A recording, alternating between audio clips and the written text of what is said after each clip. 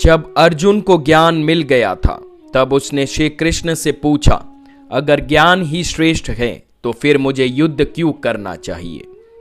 क्या श्री कृष्ण विरोधाभास कर रहे थे या फिर ज्ञान और कर्म के बीच एक गहरा संबंध छिपा था जिसे समझना हर मानव के लिए आवश्यक है।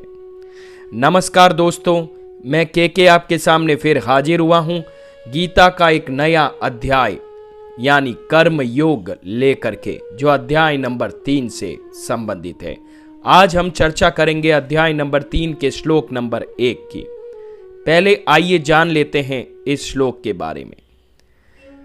जायसी चेत कर्मणस्ते मता बुद्धि जनार्दना तत्किं कर्मणि घोरे मां नियोजसी केशव।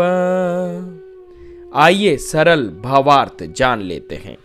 अर्जुन बोले, हे जनार्दन, यदि आपकी दृष्टि में ज्ञान कर्म से श्रेष्ठ है तो फिर आप मुझे इस घोर युद्ध में क्यों लगा रहे हैं? आइए इसे एक बहुत ही सुंदर कहानी से समझ लेते हैं। एक बार एक युवक आत्मज्ञान की तलाश में एक गुरु के पास गया। उसने कहा, गुरुदेव मुझे ज्ञान दीजिए, अब मैं किसी भी सांसारिक कर्म में नहीं पड़ना चाहता।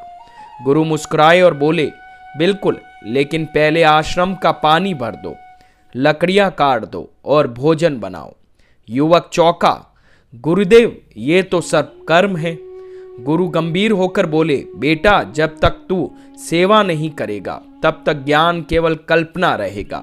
कर्म ही वह रास्ता है जिसे ज्ञान साकार होता है। अर्जुन की यही उलझन आज हम सभी की है। क्या हम केवल ध्यान तप और ज्ञान की साधना करनी चाहिए या फिर इसे जीवन में कार्य करते हुए आत्मज्ञान संभव है? भगवान श्री कृष्ण यही स्पष्ट करना चाहते हैं। ज्ञान श्रेष्ठ है लेकिन बिना कर्म के वह निष्क्रिय है। Knowledge give direction but action take you there. आज अगर आप कोई भी जिम्मेदारी निभा रहे हैं, परिवार, समाज या राष्ट्र की, और उसे निष्ठा व समर्पण से कर रहे हैं, तो आप भी कर्म योग के मार्ग पर हैं।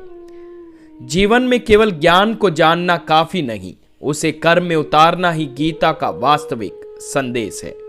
ज्ञान से दिशा मिलेगी लेकिन कर्म से जीवन बदलेगा। अगर आपको भी कभी लगा हो कि आप ज्ञान और कर्म के बीच उलझे हुए हो तो कमेंट में लिखो, मैं कर्म योगी हूं।